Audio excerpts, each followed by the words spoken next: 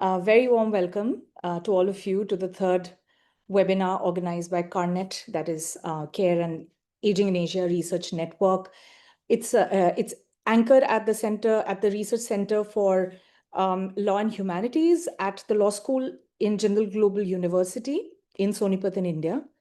We launched CAARNet in September this year, so we are a relatively new platform. Apart from webinars, we maintain a blog and are also trying to create a visual archive of the myriad expressions of experiences of aging and care. Please do check them out when you get time, and perhaps also consider contributing to these platforms. We will share our email address shortly on the chat box, so please feel free to stay connected with us for future activities, and thank you for all the support so far. The plight of aging care workers is an important topic, but also scarcely written about.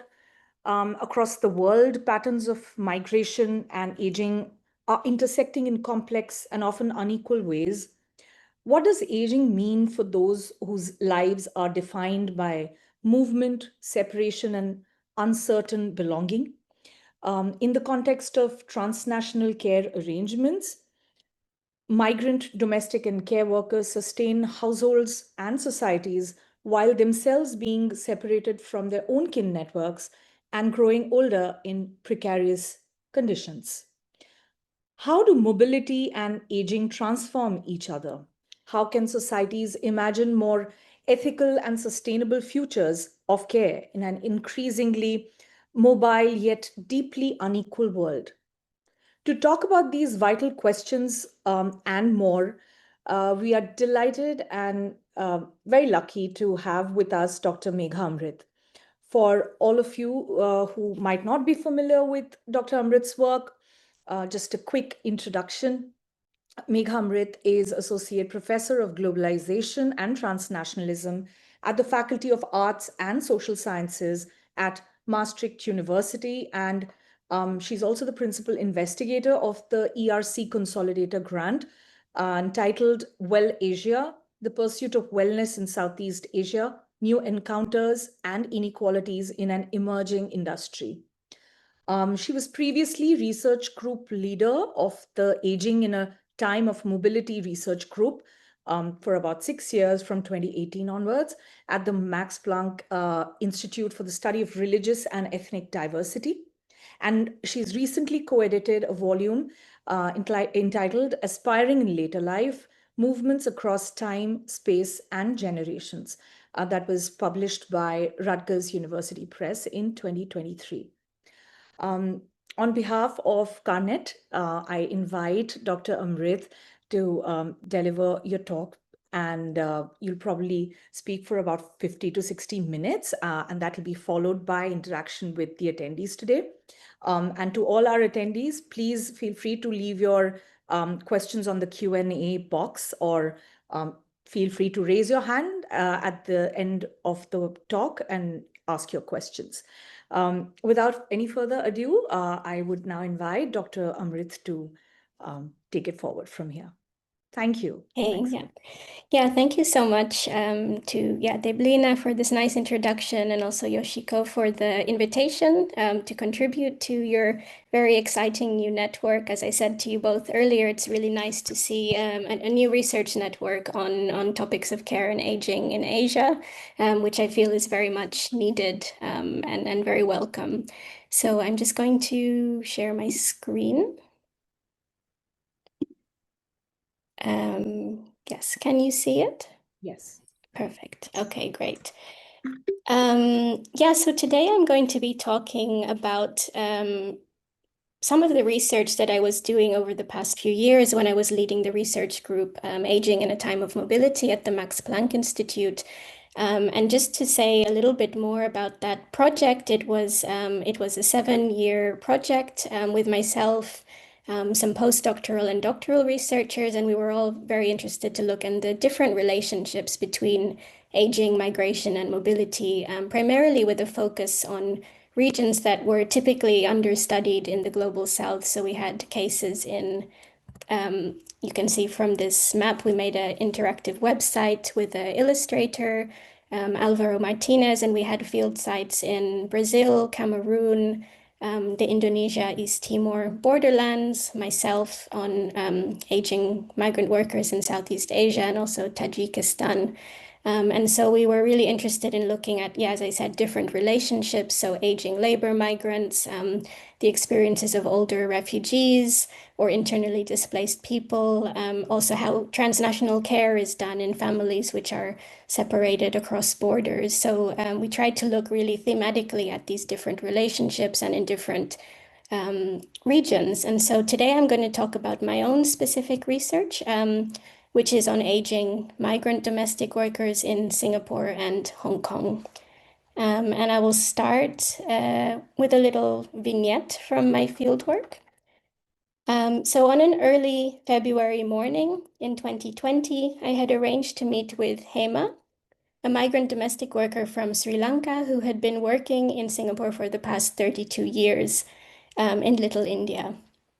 The coronavirus had arrived in Singapore just a few weeks earlier, but people were still out and about. Hema was nonetheless visibly anxious by the situation when we met, and she arrived holding a bottle of water mixed with turmeric and ginger. She explained that she drinks a bottle a day to keep her immune system strong. Hema said she had recently gone to see a doctor because her blood pressure had gone up suddenly, and as it turned out, she happened to visit the clinic on the same morning as somebody who had tested positive for COVID-19. After her visit, the health authorities called her daily for 14 days to check on her symptoms. She explained, "They just want to know if I'm well, but still they're calling 2 times a day. When the government calls, I get very scared. Why are they calling me? You know how it is here. I have to be healthy." Hema had just turned 60 and was due to renew her work permit on an exceptional basis, as she had reached the mandatory retirement age for migrant domestic workers. Her permit renewal was contingent on a good health certification following a medical examination. Failing that, she would not be allowed to remain in Singapore to work and would have to return to Sri Lanka, her country of origin, given her temporary work permit. Hema, however, was not yet ready to return. She still wanted to save money for her retirement and wanted to stay in Singapore, the place she now calls home, for as long as she could. So Hema is among the millions of migrant laborers who move across Asia and the Gulf states under contract labor migration regimes since the 1970s and 80s, which has seen these movements of low-wage migrant workers from countries such as the Philippines, India, Bangladesh, Sri Lanka, and Indonesia to higher income countries in these regions. And this has characterized migration flows in the wider Asian context. Migrant workers are typically employed in a range of sectors that are shunned by nationals in receiving societies. They perform the manual labor in large construction and development projects, as well as feminized reproductive labor in domestic households. So the focus of my research has been on migrant domestic workers who are doing the everyday work of cooking, cleaning, gardening, childcare, and elder care in Asian cities, specifically Singapore and Hong Kong, which rely on the employment of migrant domestic workers under these temporary migration schemes. There are nearly 250,000 migrant domestic workers from across South and Southeast Asia and Singapore, and close to 400,000 in Hong Kong, and they all contribute to this sustenance and reproduction of households in these 2 global Asian cities. But under the state's migration policies, domestic workers hold quite restrictive contracts. So they come on renewable 2-year work permits, which place high restrictions on migrant workers' mobilities and their entitlements to social protections. They have to live in their employers' homes. They don't have rights to family reunification, which means their partners and children are often in the countries of origin. And they're excluded from schemes around pensions and retirement. So states use the temporary nature of these visas to justify such exclusions. whereby migrants are seen as transient sojourners whose place in host societies is to sell their labor but to make no claims on the receiving nation state. And as such, there are no pathways to citizenship or permanent residence, regardless of the number of years in which they've worked in the country. And just as the receiving societies benefit from this cheap migrant labor, migrant countries of origin similarly benefit from vast remittances that accompany such schemes, where contract labor migration has become a central part of national development strategies. The most explicit example of this is the Philippines and its labor export policy since the 1970s. So migrants and their kin often echo this idea of temporariness. It's a common narrative when you speak to them that they must endure the hardships of migration and the indignities of difficult working conditions temporarily until their family livelihoods are secure. But it's not uncommon, however, for migrant women to renew these temporary contracts repeatedly. While a number of migrants may well have moved on to other countries or returned to their country of origin at a younger age, there are many who stay on for decades in conditions of long-term temporariness. They stay to support family expenses, children's education, the building of a house, and fulfilling these expectations of financial and material contributions from abroad. They may also stay on because they want to escape particular challenging relationships at home or to pursue new kinds of aspirations. But as with HEMA, migrant domestic workers in Singapore are only allowed to renew their contracts until retirement age, which is the age of 60. And after 60, it's only done on a case-by-case basis, after which they have to return. And in Hong Kong, it's usually marked by when insurance companies stop covering domestic workers at a certain age, or when employers or domestic workers themselves decide that they are too old.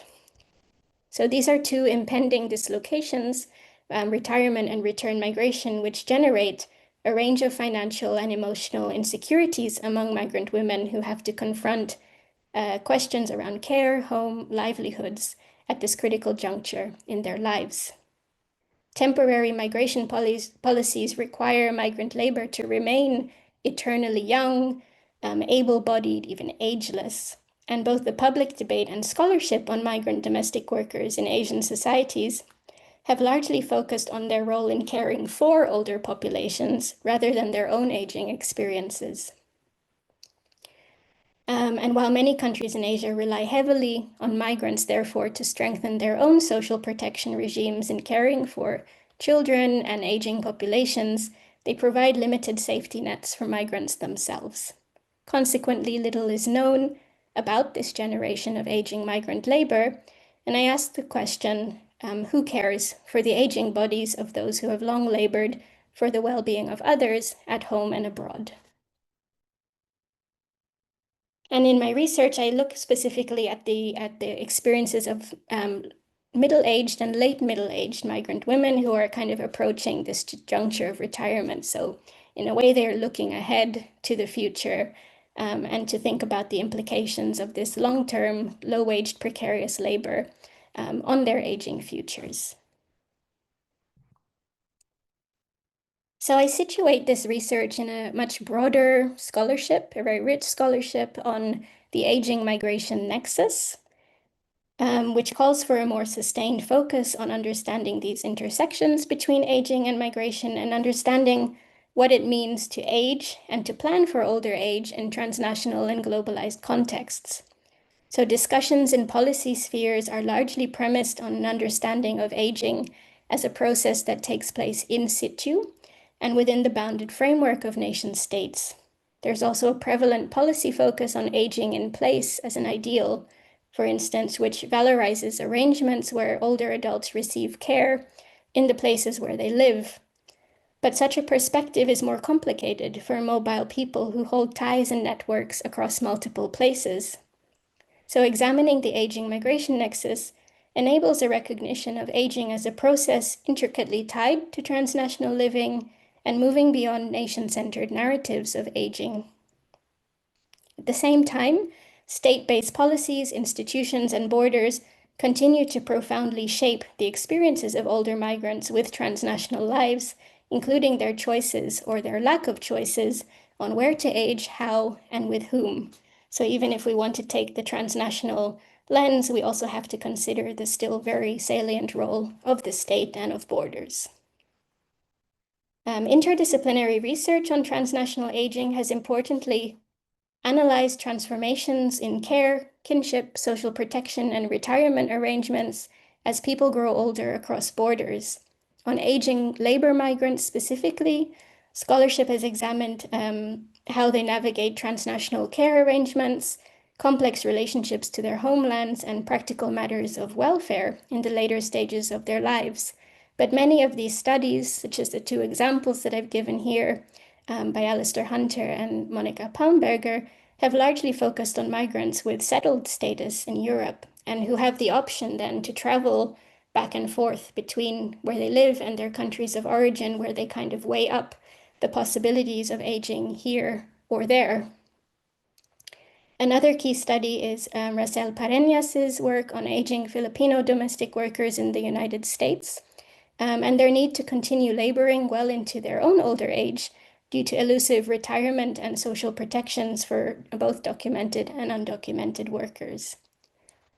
But what I'm more interested in is really what is at stake for older labor migrants in other world regions, in this case Asia, in a context where people are working under these temporary labor regimes, which leave them no choice but to return to their countries of origin in later life once their permits expire.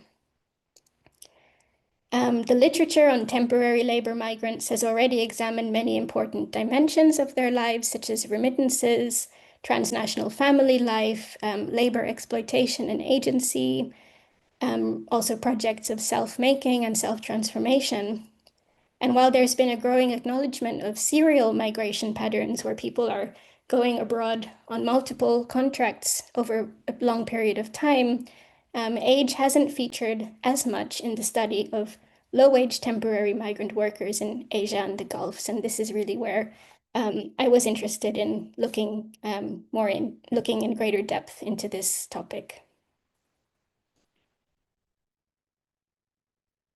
So I situate my research, or I think about my research quite often through the lens of time and temporality, as concepts that help me make sense of these transformations of older domestic workers. And given that they're kept eternally young and ageless, questions related to aging and later life have often remained at the margins of both scholarship and policy discussions. While few countries have developed transnational social protection schemes, the Philippines, for example, has a social security system, which is a contributory scheme which has been made mandatory in recent years, but very few were paying into it before it became mandatory, and the payments are rarely enough to sustain migrant livelihoods in any case through their retirement. Singapore and Hong Kong themselves, as host countries, do not provide any long-term social protection to temporary workers whose later life needs, post-migration, so to speak, are seen to be the concern of countries of origin and migrants' kin. So the temporal turn in migration studies examines the consequences of migration on people's lives, examines the long-term consequences of migration on people's lives, relationships, and sense of place and belonging, and how migration journeys take on changing expressions over time in the life course. And I argue that time matters in different ways in migrant women's lives. Firstly, as a tool of control and governance by the state under temporary migration regimes. Second, as a lived experience through shifting social and emotional relationships to people and places over the life course. And third, as an anticipatory presence in relation to an unknown future. And so I'll now talk about each one of these in a little bit more detail. So under temporary migration regimes in Asian contexts, time serves as a tool of hierarchic governance, which states use to limit migrants' rights to dwell in a particular territory. Without recourse to permanent settlement, as mentioned before, conditions of long-term temporariness are common, and migrants are kept as perpetual outsiders and never really seen by the states which host them as truly belonging, even when migrants stay and make social and economic contributions for decades. Following the same neoliberal logic, which requires healthy bodies to uphold the economy, when migrant bodies do age or become sick, they are seen by states to be no longer productive and thus disposable. As such, migrants are required to leave the country when their bodies age. Such policies operate on a linear and chronological notion of distinct life stages and an unambiguous break between working age and retirement age. Among the migrant women that I did my research with, turning 60 was something they all referred to, as it was the age when the likelihood of the Singapore government denying their contract renewals went up significantly, and it thus serves as an institutionally defined temporal threshold between their lives abroad and their mandatory returns. But migrants' own subjective experience of aging is not always synchronized with the state's temporal governance frameworks or the perceptions of their own aging bodies, reflecting what Catherine Allerton has called the discordant temporalities of migration. They are discordant in three ways, I suggest. First, even as migrant women themselves recognize themselves getting older, their backs hurt a little bit more when they clean, they notice more wrinkles on their faces, and find themselves feeling a little bit more tired. Their own understandings of older age and life transitions are not always aligned with the rigid notions of chronological age on which the state bases its policies. Many of the women I encountered say that they want to work until I still can, and that their workloads are lighter anyway, since the children they were taking care of in their employers' households have moved out, and they're used to their routines, and they do not feel too old yet. On the other hand, migrant women often have to keep working because of the precarious futures which await them post-retirement, despite decades of earning and sending remittances home. Their statements that they are still fit to work are double-edged, considering that the validity of their work permits are contingent on good health. So migrant workers might extend their contracts to stay on as far as they can, seeking exceptions to the age limit with employers' support for how indispensable they are to the household. As they age, though, there is a narrowing of possible alternate trajectories and a heightened concern about how they will sustain their livelihoods, about who will care for them, and how to spend time meaningfully. The very category of retirement, as one that emerges from European welfare states and civil service systems, does not often hold significance for migrant women who continue to plan activities once they stop working abroad, whether these are income-generating activities or the continuation of unpaid care work, as grandmothers, for example. And it's worth noting that the precarity which migrant women confront in later life is a result of cumulative disadvantage and underpaid care labor over the life course, and generally the gendered devaluation of care labor. Third, migration plans, forms of belonging and aspiration shift over time in the life course, illuminating the important social and emotional dimensions of time. Migrant women develop connections, a sense of belonging and familiarity to the places that they work and live, despite the state's exclusionary policies towards them. Similarly, place changes over time, leading migrants to maybe feel ambivalently connected to their countries of origin. As such, those who come to Singapore and Hong Kong do not always feel ready to return at the state cutoff age, even if they've met their stated migration goals. Many of the women I worked with were still in the process of finding newly defined life projects in midlife and pursuing new kinds of aspirations in their 50s and 60s. So even as the state sees migrant workers as disposable workers who must leave at a certain age when their bodies are no longer young or healthy, migrant women find ways to maneuver around these temporal controls. Finally, to bear in mind the temporal entanglements, the future still plays an important role as migrant women imagine, anticipate, and plan for their aging futures upon retirement and return.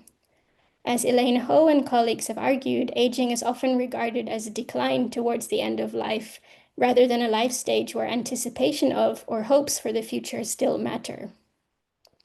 However, the future remains important in the lives of older adults, including my interlocutors, a time to make new plans and meaningful lives upon return, but it also remains an unknown space, which generates some existential anxieties. So I'll now turn to tell you a little bit more about the research context, or the fieldwork context where I did my research. And so this was really based on ethnographic field research, as well as interviews with about 50 migrant domestic workers of different nationalities. And the women whose stories I draw on primarily come from the Philippines, Indonesia, and the smaller numbers from India and Sri Lanka. And the ones who participated typically have been working in Singapore and Hong Kong for about 18 to 35 years. I did most of my field work with domestic workers in Singapore, including participant observation in shopping malls, in churches, on street pavements and parks, in spaces of worship, a domestic workers clubhouse, also Sunday skill courses, which I'll talk about a little bit later. The fieldwork was interrupted by the COVID-19 pandemic between 2020 and 2022.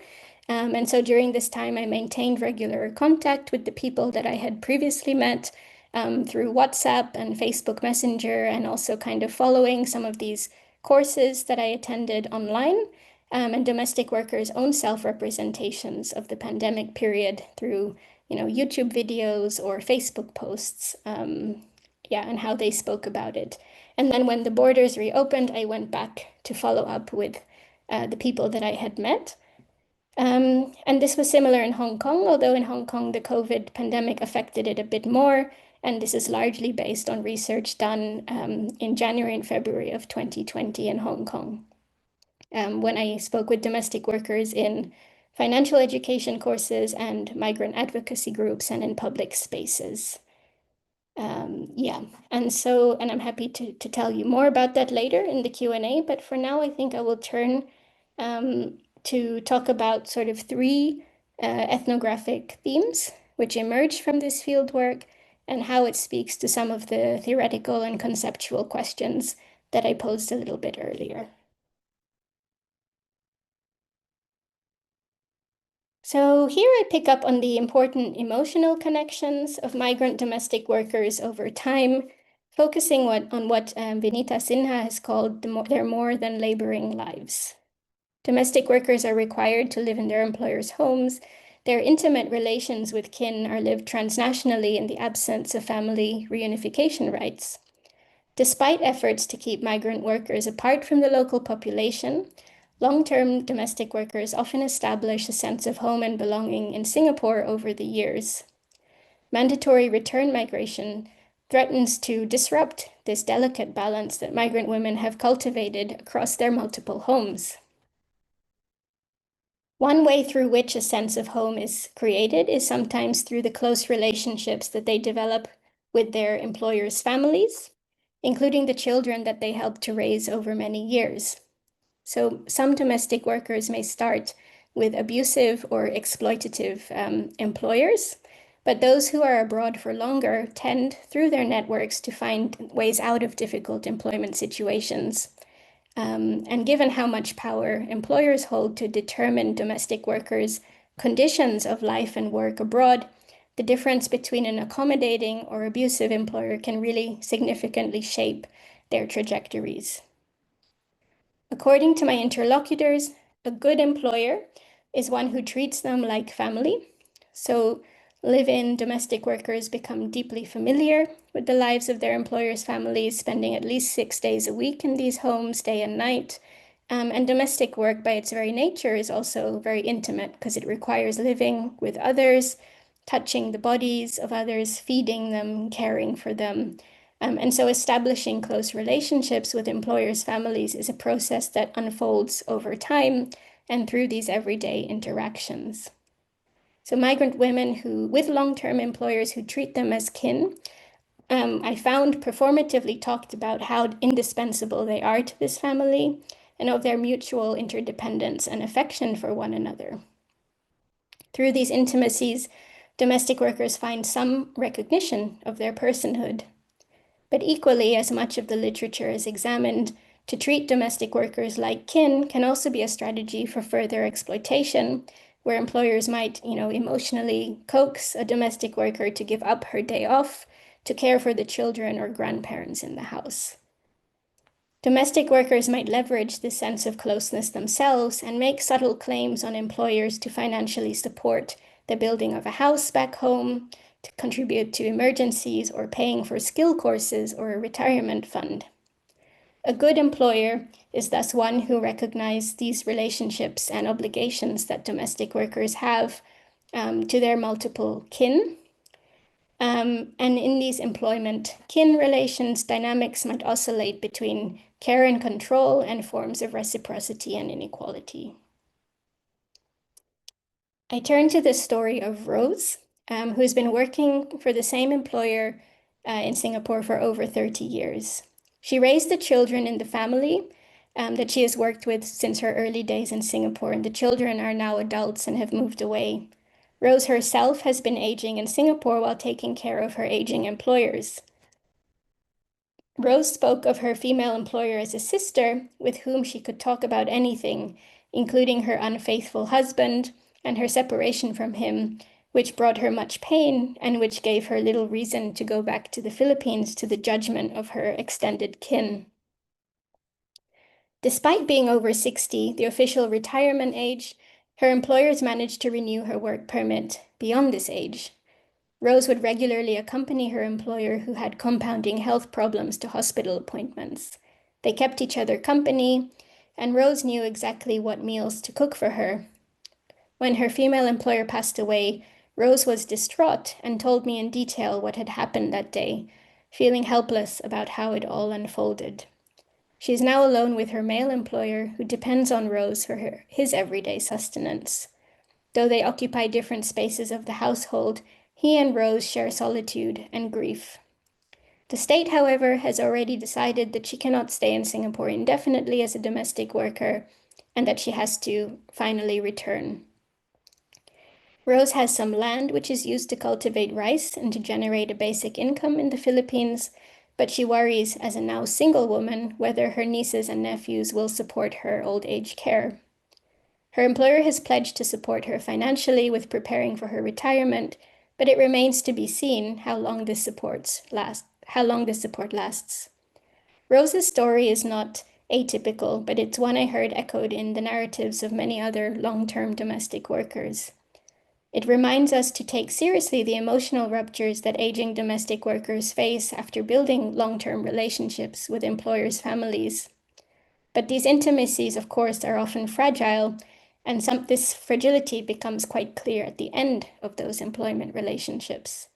As Kati Ko and I have argued, the flexible registers of kinship that characterize care workers' relationships with their employers revert at the end of employment to more fixed notions of kinship, enabling employers and states to avoid post-employment obligations to domestic workers. Other domestic workers' relationships to employers might end more abruptly or entail betrayal, leading to an absence of support or communication when domestic workers return to their countries of origin. So kinship with employers cannot be counted on as a long-term social protection option. For others, the ambivalence comes from imagining a reconnection with kin when they return home. So I now turn to the story of Jana from the Hong Kong research.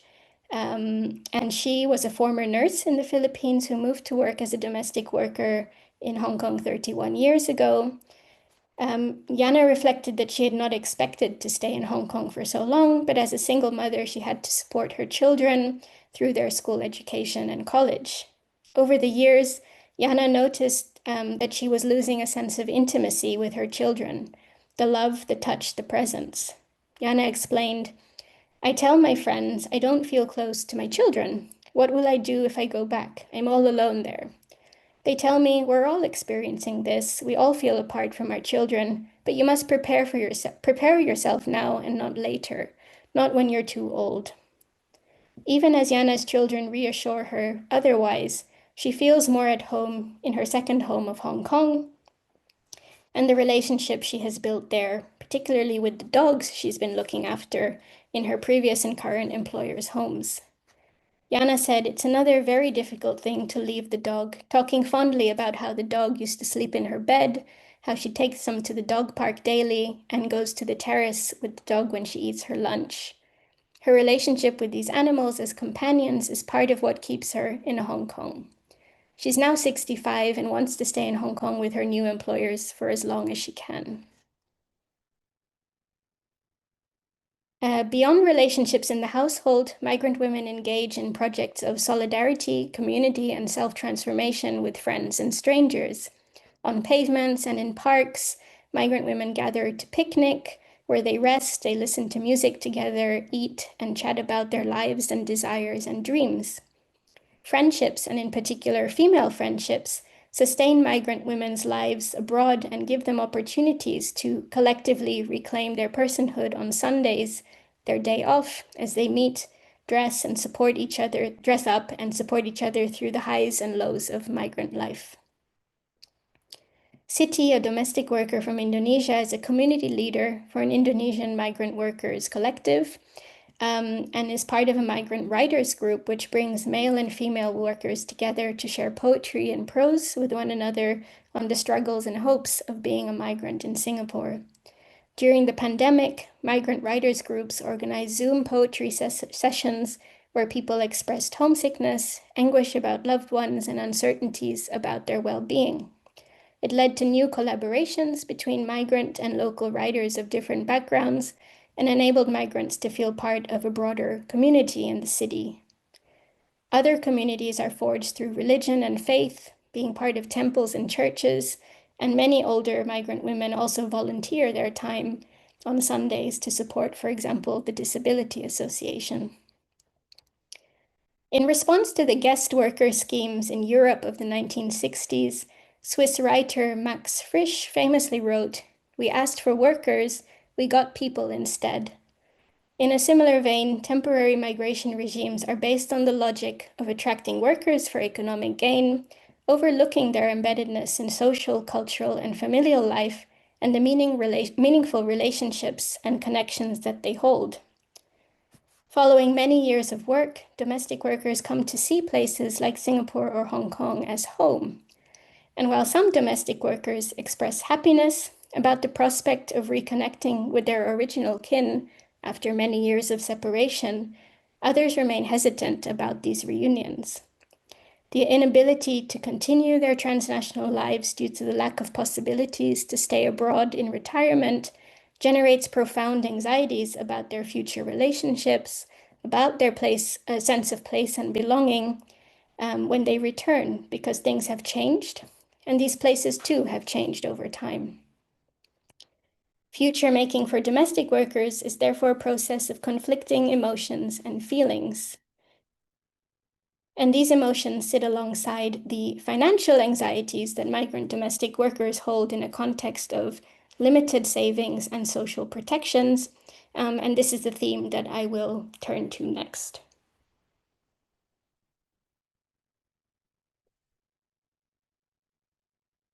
So I now take you to a financial education course for domestic workers in Singapore. In retirement, who will look after us? We have to save for ourselves. No one will look after us. I'm sorry, but that is the truth. I would like it if they do, but I don't know. We don't know. These candid reflections were shared by a student in a financial education class for domestic workers, in which the students were asked to draw and reflect on their networks of kin, friends, and community. Every Sunday, migrant domestic workers of different nationalities gather on a school campus in Singapore to take courses on building confidence, managing their money, and setting up a business.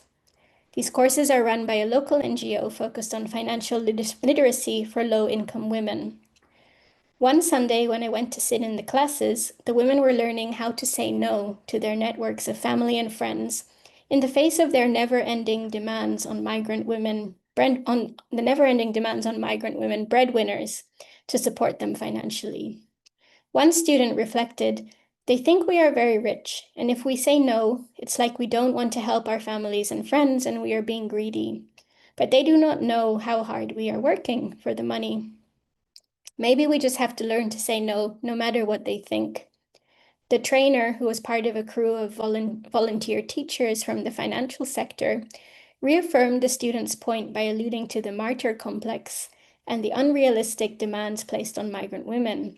The students in the class nodded and murmured in agreement, recognizing people in their own networks who have been abroad for decades and return without any savings for themselves because they gave in too much. Prioritizing a focus on oneself and one's own future is a common narrative that one hears in this increasing array of financial education course offerings developed for migrant workers in Singapore and Hong Kong. While a number of NGOs were set up in the early 2000s to support the labor rights of migrant women, organizations oriented towards financial education have only become visible within the past decade or so. The courses are run and sponsored by a range of actors, from local NGOs, multinational corporations, intergovernmental organizations, cooperatives, and states, and they are run with different motivations. Some nonprofit organizations emerge out of a recognition that low-wage migrant women lack adequate social protections and face insecure futures.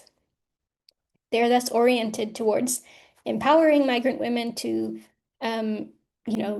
through modules such as setting up a business, avoiding financial scams, and the basics of saving and budgeting, alongside sessions of self-empowerment and well-being. Other organizations perceive migrant women as potential investors and actors in global financial and real estate markets and espouse a message of financial abundance, making one's money grow through investments. Common to both approaches is a focus on changing mindsets. Migrant women find out about these courses through a variety of channels, sometimes through the direct outreach of these organizations in migrant social spaces, or through word-of-mouth recommendations from friends, or sometimes through their own employers who take an interest in migrant women's financial futures, and sometimes they also co-sponsor the fees which some of these courses charge. The increasing prevalence of financial education represents the next step in the widespread narrative among migrant-sending states and intergovernmental organizations that migrants are agents of development. Beyond sending remittances, migrant workers are encouraged by sending states and financial institutions to remain productive, to continue to earn an income upon their return to their countries of origin, and to invest financially into their own futures. Privately offered financial education courses are often endorsed and encouraged by state actors. While courses target migrants of all ages, I noticed in my observations in the courses that I attended in both Singapore and Hong Kong that a number of the women participating were middle-aged or older, approaching retirement and realizing that they had little in the way of savings for themselves. Take the case of Jolie in Hong Kong, who admitted at the age of 62, "It's only 2 years ago that I stopped sending so much remittances, since I'm getting old. I need to get my house and lot, insurance, invest. When we're young, we think we always have money. It's a phase. Everyone goes through it." Jolie's reflections signal a life course shift from providing remittances to turning towards themselves in the face of precarious futures in later life. Participation in such courses generate new financial aspirations among migrant women, which revolve around a narrative of self-responsibility for success and security in later life. Some courses start with basic modules on saving and budgeting one's weekly expenses, categorizing remittances according to fixed monthly amounts or emergencies. They provide lessons on how to open a savings account or how to avoid debt and be careful of money lenders. And the lessons emphasize evaluating needs and priorities with questions like, is a mobile phone a need or a want? With most responding that it's a need, because it's an essential tool in transnational family communication, followed by the question, is an iPhone a need or a want? With most agreeing that it's a want. One goal of such institutions is to provide opportunities for women to build more secure futures through learning how to set up and manage a business. In the more advanced modules, domestic workers present their business plans to each other, discussing whether a beauty salon or a catering business would make more sense in their home villages, which may already be saturated with small businesses. The women in these courses are at different stages of planning their businesses, and some ideas include a campsite getaway for city dwellers in the Philippine countryside, a travel agency, a computer literacy center, a pet food shop, or a catering service. Scholars of migration, however, have demonstrated that plans for small business ventures do not always succeed, and livelihoods can become unsustainable. This was echoed in the story of one of the students on the courses that I met, Jenny, who recounted, "I tried to go home, but I only stayed for 1 year and then I had to go out again because people are spending all my money. I wanted to have a small shop, but my customers kept borrowing and never paid back. All the money goes out. Finally, I said, I need to go out again and build my savings for a house and some land." And in this case, I think Jenny was at the time still young enough that she was able to get another contract to go abroad. While business planning and financial education foundations are the focus of some of these organizations, others take an approach which is a little bit more in line with global financialization processes. The increasing shift towards market logics and the growing prevalence of financial products in people's everyday lives and decisions. As one trainer from a corporate financial organization said, "Savings is not enough. We need financial freedom," explaining to domestic workers the value of their money will go down if it stays in the bank account, and that they should be ready to invest it and to take risks. The corporate-oriented sessions seek to tap into the financial potential of domestic workers as investors. The products in question here are insurances, investments into stocks, mutual funds, and property as investment in migrant women's countries of origin.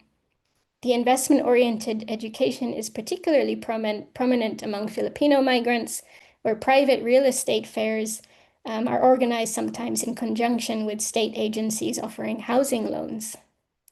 The messages put forward in these courses resonate with some of my interlocutors who see retirement as a life phase of dependency on others to be undesirable or even shameful.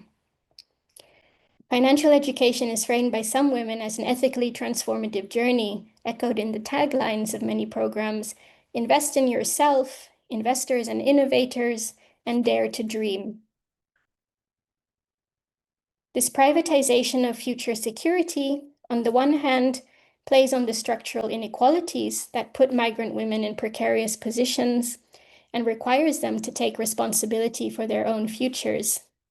This is in a context where migrant women have already contributed enormous financial sums to their home communities through remittances, as well as caring for the lives and futures of others for much of their adult lives with little pay or recognition. The shift towards privatized self-responsibility for the future thus moves away from seeing social protection as a political and collective imperative, eroding the state's responsibility to care for the workers whose migratory trajectories it has facilitated through temporary migration regimes. On the other hand, the migrant women I met and interviewed at these courses narrate their self-transformations from being naive to being informed and equipped with financial wisdom as a form of agency, finding new purpose at this later stage of their migration journey.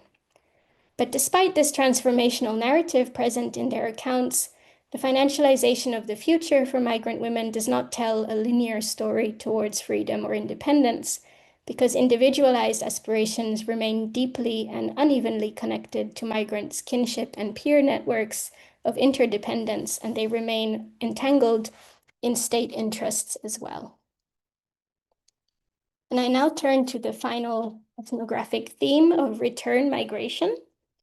And some stories of a few migrant women that I spoke to who did in fact return during my period of research, and to see what their lives actually have turned out to be in these early days back at home. What their sources of livelihood are, their relationships upon return, and really asking the question, have years of labor abroad transformed the precarious social and economic circumstances of migrant women, their families and communities, and at what cost? And do migrant women returning in later life feel a sense of belonging to their original homes and how do they connect emotionally again with their homes and kin. So I start with Lenasha, who is, who I'm calling sort of a success story, according to sort of the traditional migration and social mobility narrative. Lenasha had returned to her hometown a few years prior to my visit after a 20-year stay abroad as a domestic worker, first in Oman and then in Singapore, where she was for 17 years. During that time, her two children stayed in Sri Lanka and were raised by her husband Mahesh, a school teacher in the school in the valley below her house. Her return home turned out much better than she imagined. On the day of my visit, Lenasha was proudly giving me a tour of her home. The living room is decorated with several large framed photographs of Lenasha's daughter's wedding, her son's and daughter graduation photos, framed alongside their educational certificates and achievements. Upstairs, there are the everyday objects and appliances that the family acquired with her earnings, such as a big washing machine in the upstairs sitting room and all the toys that she sent home to her children when they were growing up, which are now crammed into the cabinet that you can see on the top right of the slide. It's a comfortable home for the family, and Lenasha remarked that they were lucky to get the land at the time that they did. The balcony looks out over onto the green hills and valley, making it feel peaceful. Lenasha's children completed college and are now salaried bank employees. They live close to home, and their daughter married a wealthy owner of a tea estate. They demonstrate what a successful migration project for intergenerational social mobility might look like. Lenasha reflects on her daily routines as she wakes up early in the morning to prepare packed lunches for her children before they leave for work, before focusing on taking care of her grandson. She's very happy, she says. Financially, Lenasha and her husband get by with the pension that her husband receives from his teaching career and from the support of her children who earn good salaries in the bank. In addition to caring for her family, she prepares food for monks in the nearby temple as part of her spiritual practice and service. Her story demonstrates how lifelong remittances can generate familial social mobility as well as a comfortable and fulfilling older age, despite her own apprehension about her return. But not all returns in later life work out as straightforward. Priya had to return to Sri Lanka earlier than she wanted when her Indian employers in Singapore relocated back to New Delhi and her work permit was subsequently cancelled. Priya explained, I came back 3 years ago, but I want to go back to Singapore.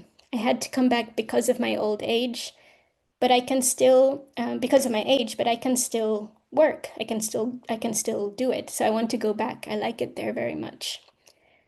Priya left her children to work abroad when they were young. She supported their education, her 3 daughters' weddings, and sent money home to build a house.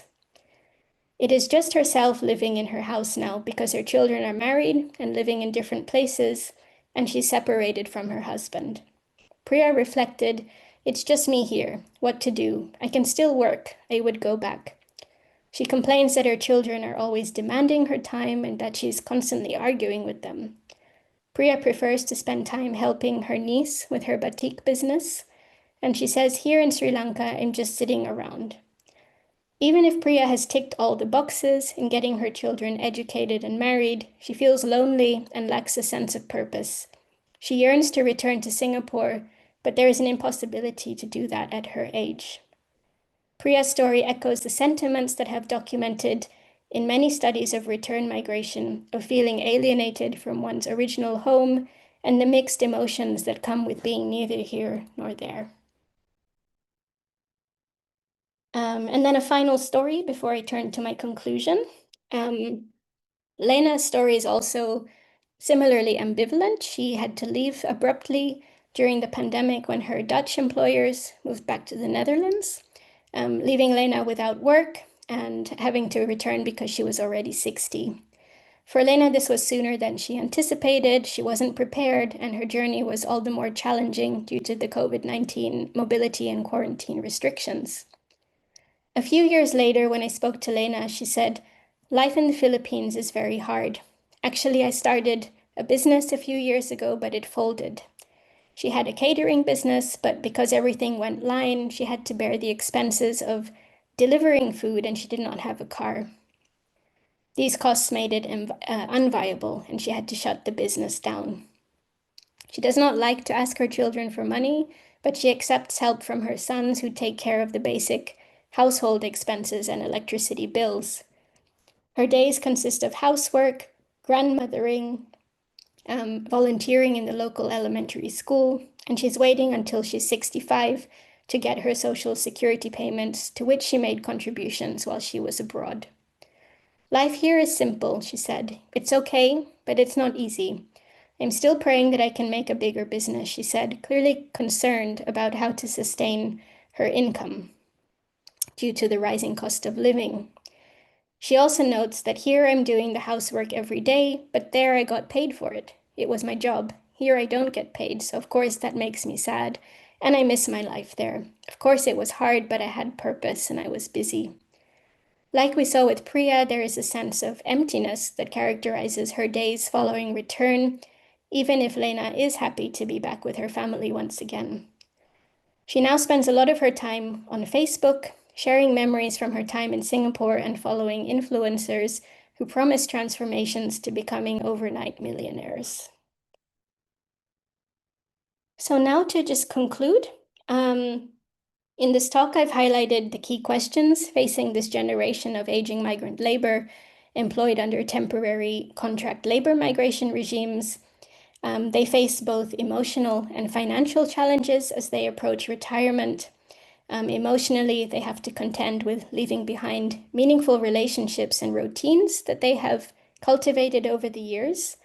And at the same time, they anticipate reunions with their kin with both excitement and anxiety, uncertain about how they will readjust to those relationships again. Financially, they face uncertainties about how to sustain their livelihoods in older age once their migrant earnings cease. And they rely on minimal savings and intergenerational support from kin, which is not always comfortable or guaranteed for migrant women who've long experienced autonomy in financial matters. In anticipating these future challenges, migrant women use their time abroad in late middle age to engage in new projects. So I talked about the financial education courses, but they also participate in volunteering and other kinds of skill courses, such as baking and caregiving, as they try to imagine their future businesses. And in this way, they seek to craft their uncertain futures rather than to passively accept what's ahead, even within the constraints of the structural conditions they face. And finally, we saw that actual returns in later life present a more varied picture, with some migrant women finding new forms of purpose, for instance, as grandmothers, or reconnecting with kin, but others finding it more difficult and finding a sense of loss and disorientation.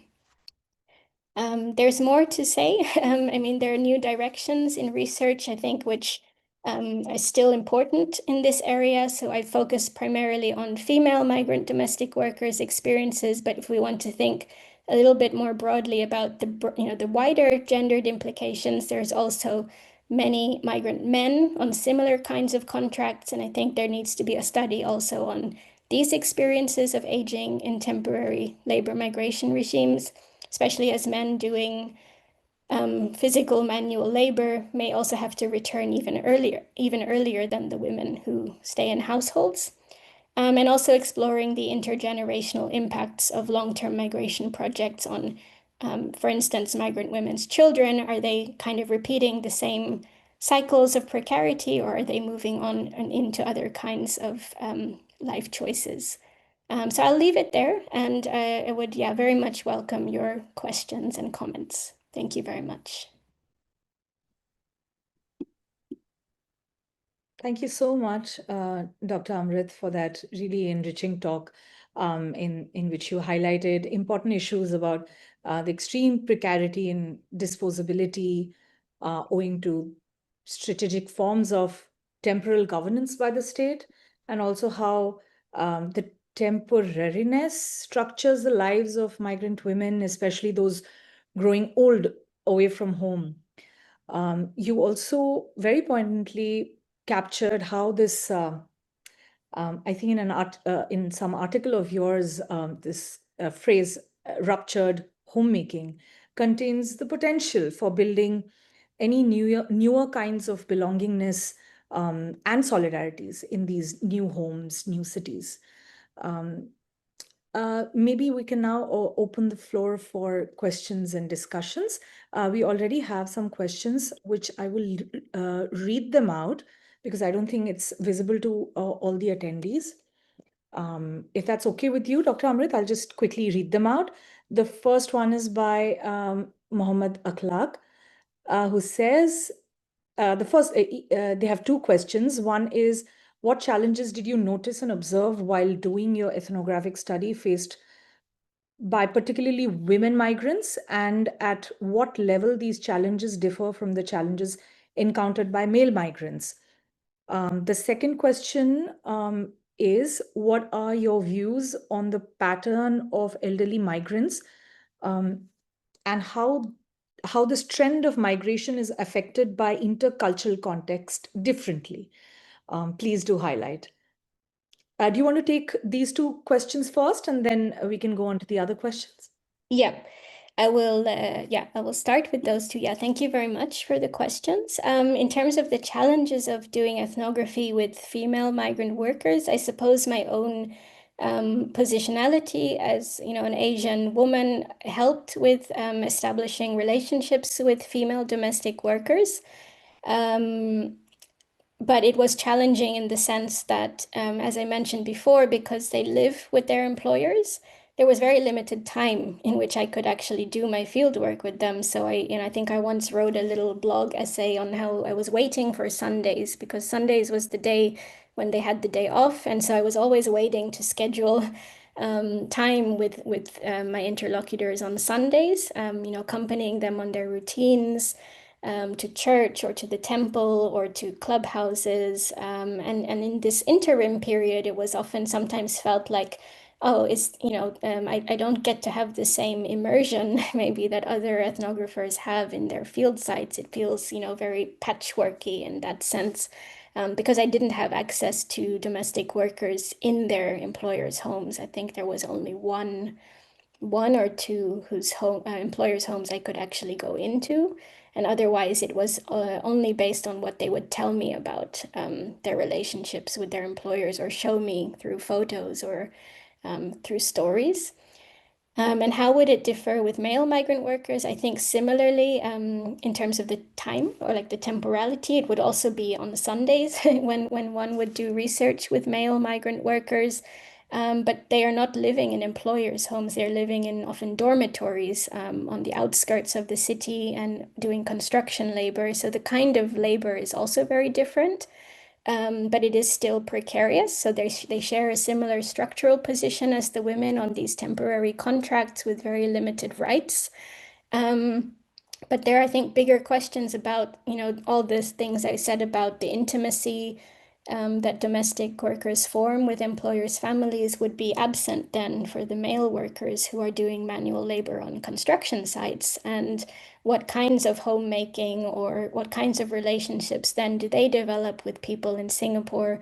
I think might look a little bit different. And I think there's still many who do develop meaningful relationships, but in different kinds of spaces with, their co-workers or on Sundays in different kinds of communities that they participate in. And as I was saying earlier as well, I think because domestic workers can use the clause in a way that they're indispensable to a household, they often get extensions of their contract, sometimes beyond 60, because the families say we really need them to look after us. Whereas for male workers, I think the aging of the body, even if that does not map onto chronological age, could play a role in them having to retire sooner than the women. But more research needs to be done on that. And in terms of the second question was on intercultural context. Yeah, and I think that there is a difference for sure because I was working with women of different nationalities. some from the Philippines, some from Indonesia, India, Sri Lanka. I can't say that all their experiences were the same. What they did share was all being in the same, again, structural position of having to leave the country when they retire. But for example, in these financial courses, I noticed that it was very much more Filipino migrants. And I think that the Philippine state being actually a very strong institutionalized state, which encourages kind of investments and business, played a role, I think, in that being more of a aspiration among the Filipino women in terms of the future. Whereas some of the Indian and Sri Lankan women that I met, for example, would spend less time in financial courses, but think about the future in different ways, maybe in terms of being a good person, going to the temple and participating in spiritual activities and saying, well, that's what will take care of me in my old age if I'm a good person. I don't need people to remember me for my money.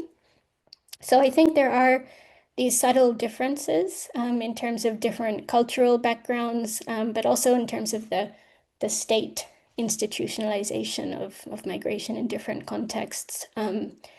Yeah, which means that it's not a singular kind of, the kinds of aspirations people have for their older age might differ a little bit. Yeah. I'll call out the next question is from Jason. So Dr. Dainley was our previous speaker at CAARNet. Thank you so much for joining, Jason. I'll just read out the question. Jason asks, when my Lola got older, she transitioned from work as a nanny to a job caring for an older Filipina woman. I'm wondering if older migrant care workers that you met provide care, paid or unpaid, for other older migrants and how that might shape their sense of aging in place. I also wonder if migrants tend to stick to groups based on country of origin or if they forge bonds of solidarity across national lines with other precarious workers. Do unions do work to facilitate this kind of consciousness among care workers from various backgrounds? Yeah. Thank you so much, Jason, and hello. I cannot see you, but yeah, we also know each other. And in response to your question about, thank you for sharing about your Lola's experience. And definitely there were older migrant care workers that I met in Singapore who kind of aged with their employers. So they were young when they came, looking after young children in their household, and then those children moved out, and then they end like the story of Rose that I mentioned before. She really transitioned from caring for the children of the house to really doing elder care work for her female employer, even though she was also aging. But say Rose was maybe in her 60s and her employer was in her 70s. So that was kind of a difference. And then and she was getting paid to do that care, but it was never really part of her job description as such to be an elder care worker. But it just happened through the shifting life courses of both of them that she ended up doing that. And I think how it shaped her sense of aging and place was a kind of, I think, a mutual recognition of themselves getting older, but also that time which comes with aging process of cementing those bonds, I think really made her feel that she was part of this particular family, even if she was in this hierarchical relationship. So of course her employers were much wealthier than Rose herself and had very different kind of aging experiences than Rose might eventually have when she returns to the Philippines. And I also imagine when they go home, a lot of them are also maybe caring for their elder parents. So caring for both grandchildren and children and their aging parents if they're still alive when they return. So I think there's always this kind of multi-generational care practice that is going on. And in terms of whether migrants stick to groups based on country of origins or if they forge, so this varies. So I did find both. Like I found some migrant women who were sticking more to their national groups and building relationships with other women that they might even have known from their home villages or based on common interest. So, all of them taking the financial course, and some of them were, specifically for Filipinos. And so they would speak a mixture of Tagalog and English, and a lot of the messages would have a national resonance. But then I also met migrants who were participating in, for instance, NGOs, which were cross-national. So they would get to know both migrant women and men of different nationalities, and would build those kinds of solidarities. And also, for example, through the writers group that I mentioned. So there's, more interest in writing and poetry, and art, and those are kind of spaces as well where you might find this cross-national bonds of solidarity with other precarious workers. In terms of union, in Singapore, there's no unions, unfortunately. So there's, no political, overt kind of political or union activity to do this kind of facilitation. It's more NGOs, which are still, advocating for labor rights, but in a kind of less public way. But in Hong Kong, it's very different. So I don't know if some of you have been to Hong Kong, and if you go to the city center on a Sunday, you will see grassroots organizations and unions of migrant workers who are very active on the street, who are protesting for better working conditions, both making claims on Hong Kong government, but also their countries of origin. And here it's very much going across national lines as well. So there is a kind of workers' solidarity beyond just the national group. I hope that answers the questions.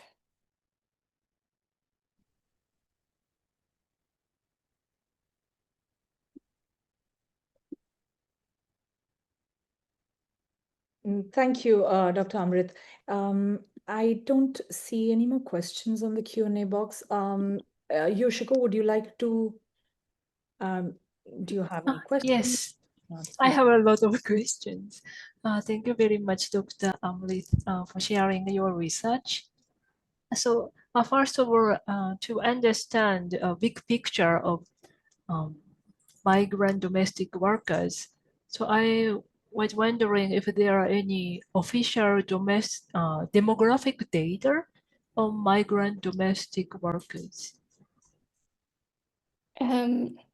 So the data which is released it's very vague. So it's just about the total number of domestic workers, and there are no official statistics on the specific demographic breakdown of domestic workers. So it's more kind of sometimes from NGO reports, you can gauge that Filipinos are the largest group, but you don't have the breakdown based on age, for example. So that is really just coming more from ethnographic observation than an actual data set that shows those demographic distinctions. Okay, so the data doesn't show how many migrant domestic workers stay long term or return home. No. Okay. It's very difficult to get that kind of data. Yeah. Okay. And also, I'm found you mentioned the financial cost in Singapore. I find it interesting. So, what kind of people usually organize those NGO programs? So, are there many local advocates or former migrant or people from religious group or something? Who organize these financial Yes. courses? Yeah, so it's a range of actors. So it's some of them are local, like Singaporean or Hong Kong run NGOs, and some of them are like the CEOs of these NGOs, or the heads of these NGOs are often people who are in the financial sector, for example, or working in sort of the corporate world and saying, actually, we want to do something, I guess, for corporate social responsibility kind of language, or wanting to do something to support people who they think do not have that financial education or literacy. So that is one group. And then also the volunteers who teach on those courses are usually also volunteers from the corporate sector. But then there are also some which are organized by cooperatives. So, for example, there's one which is a cooperative from the Philippines, which has kind of chapters in different cities where there are Filipino migrants. And in each chapter, such as in Singapore and Hong Kong, it's domestic workers themselves who kind of take on the role of being mentors in this. So they kind of train themselves and then they teach and run these courses to bring in their compatriots. And then these are sometimes sponsored by, I don't know, the ILO or the EU, who put in funding for these programs as well. And then they invite, sometimes as guest speakers, they might invite former domestic workers who had a successful business when they returned or who made a good investment or whatever, to kind of show real life examples. And they also invite professionals who have kind of this financial expertise to share. So it's really quite varied, like the actors who participate. And I think also the motivations can be quite different, for, what are they doing it for? And I think some are well-intentioned, and some of the actors who are, working with big companies are perhaps still also driven by a profit motive. They're looking for new clients who could invest in their products. So, Okay. Yeah, thank you. Should we take a question from Anurag? Anurag, please go ahead. Hi, Megha. Am I audible? yes. Okay. Thank you, Deblina. I just wanted to ask. So the first part of the lecture, when you said the fact that there is a certain age at which uh, the governance decides that the worker has to go back now, right? So we see that happening in, for example, Dubai, Mm. where they reach a certain age around like 60 and they have to go back once. So it does not matter if they have collected enough funds to support themselves later on or something like that. But my question is, so when we have such a large populace of migrant workers going from one country to the other, uh, the government will have to, well, as far as I know, they will have to figure out an average number at which they become sort of invaluable in terms of work output to the country, not in terms of culture, right? But my question to you is, through your research, have you been able to figure out sort of a workaround or a solution to this issue? Because I can understand, being the devil's advocate here, from the government's position as well, right? To control their population as well as they've run out of their output. But I also understand that there is a cultural input and valuability to these situations. For example, another like the MKT, Majnu Ka Tila in Delhi, right? So, how do we work this around? Have you given this thought, and have you thought of something? That's my question. Thank you. Yeah, thanks a lot. And I think it's a bit of a dilemma or a tricky question, because I think as you point out, the logic of the government is a very much economic logic. It is, we want workers who are productive, and this is what we make very clear in our scheme. So they don't, in a way, such schemes face a lot more pushback in Europe, for example, even though they are becoming more popular here now, because of the sort of language of human rights or labor rights. And for example, in Singapore, they may not have that. They don't have that strong language of labor rights. And so they say, actually, we want productive workers, and we don't really care so much about, we care to a certain degree that they're safe, or, working in safe conditions, but we don't pretend that we want to give them long-term residency. But the problem is, I think they kind of see it as a cycle of, they come for a few years, they return, then we take younger workers who fill their spot, this kind of disposable logic or dispensable logic. But actually, the reality is that people are not leaving necessarily after short periods of time, precisely because of those cultural questions where they do stay on, and I think it's more of an ethical question, and it's difficult to make that argument to states or governments that don't really care, because they are profiting from this labor for so many years without any kind of obligation or responsibility to the future of those workers who are making these not only economic but social and cultural contributions to the life of the city. So I don't have a solution really, or I haven't found really a solution to that,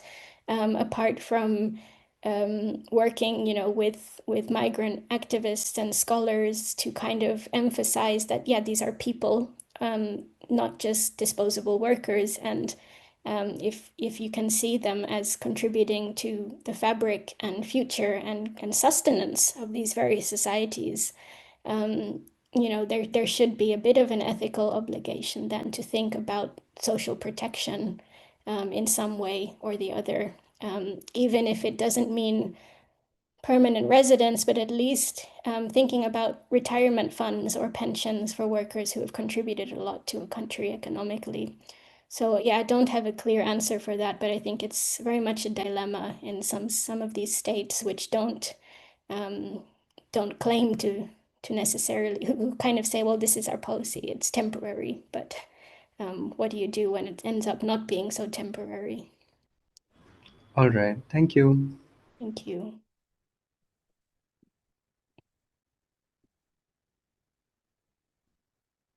All right. I don't see any more questions, but Lily, do you want to, should I, Oh, yes, do you go want to on. continue? Yeah. Else I'll just ask some of my questions. Oh, okay. I'll just maybe just one question in the middle.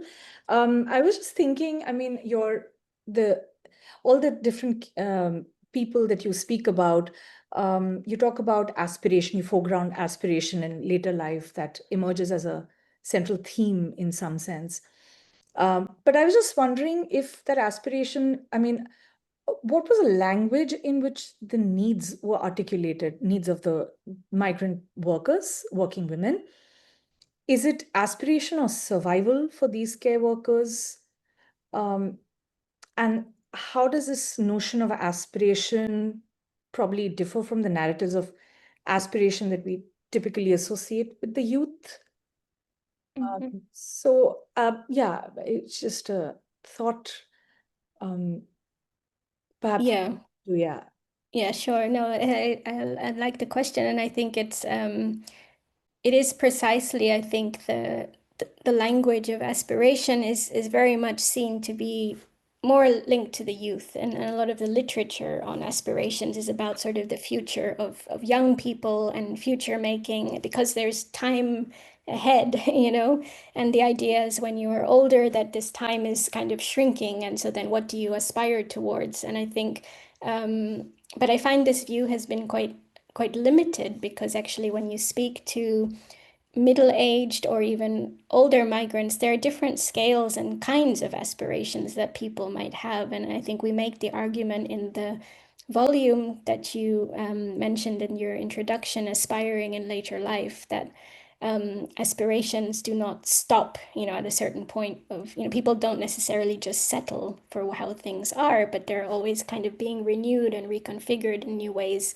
in the life course. And so, for example, in the case of the women I worked with, I would say sort of the aspiration is not so much about survival. So there's an anxiety about survival, which is also future oriented. There is a worry about the future and that concern for survival. But the aspirational narratives are still quite about transformation, sort of at a later stage of life. They are about being doing new things, learning new skills, like becoming a business owner, for example, or being able to be somebody else's boss. Sometimes they say, we've worked for people all our lives, now we want to do that.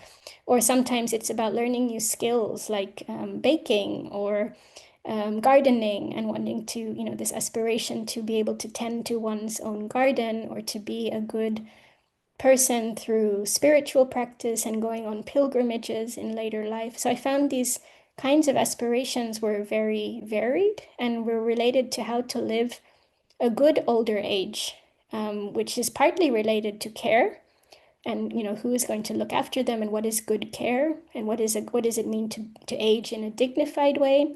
but they were not always about medicalized or care-related questions. They were also about, yeah, individual dreams to kind of do something different after a lifetime of laboring in somebody else's household.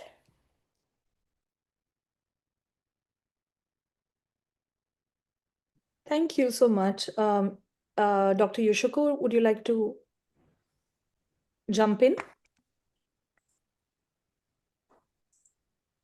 So can I ask a question?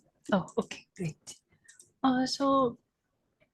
Dr. Amrith, so you mentioned the sense of belongingness or kinship, or so emotional and moral thoughts around migrant workers. So after returning to their home countries, so do former migrant domestic workers have more autonomy in making decisions about their lives? So in later life, many complex decisions arise. So about health, financial, or family dynamics. So have you noticed any issues or changes in how they experience that making decisions or autonomy? Yeah, no, that's a great question. And I feel like I don't have, or I have not done enough research on so I have these few stories of the people who returned, but not enough really detailed research on those kinds of questions. But I think those are really important questions to think about. But I sense that the autonomy or the role of migrant women they return is sometimes diminished, I feel, because they lose their status of being a migrant who's sending money home. So a lot of that status and authority in making decisions, especially financial and care decisions, which they had, they would have had that as migrants abroad because they are the ones sending money for specific things. So they have a little bit more say. But I think that once they stop becoming the breadwinners, and also because of some of the ageist stereotypes, maybe that they are no longer in their prime, that sometimes as well there is a little bit of that loss of autonomy. And the example of Priya, and her children, like her children really not really respecting her her decisions or her needs much at all. Because she has come back and she has kind of lost this role which she had. But I still think that's something I hope either myself or somebody else will be able to research in more detail, especially when it comes to, yeah, the more critical questions around maybe end of life care or health in older Yes. age. Yeah. Okay. Yeah, thank you.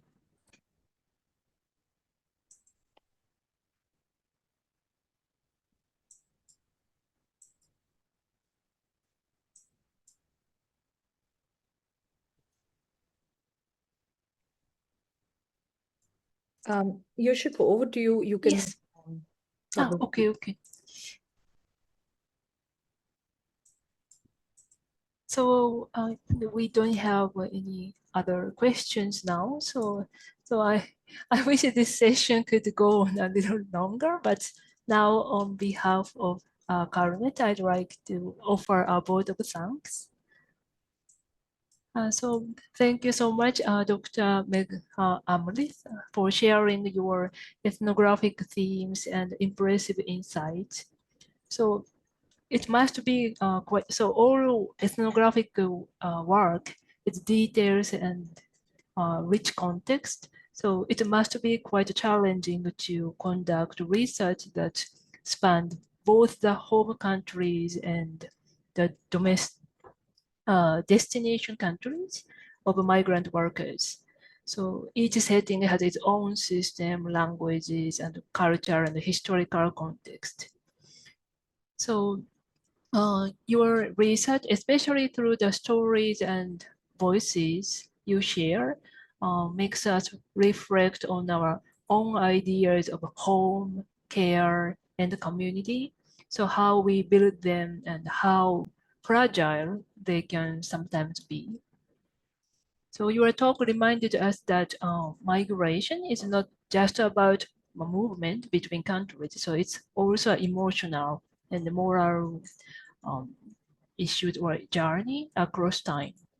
So I was especially struck by how you describe belonging and aging as deeply intertwined with hope and uncertainty. So thank you once again for this inspiring session and for opening up such important questions about aging, migration, and humanity in migration.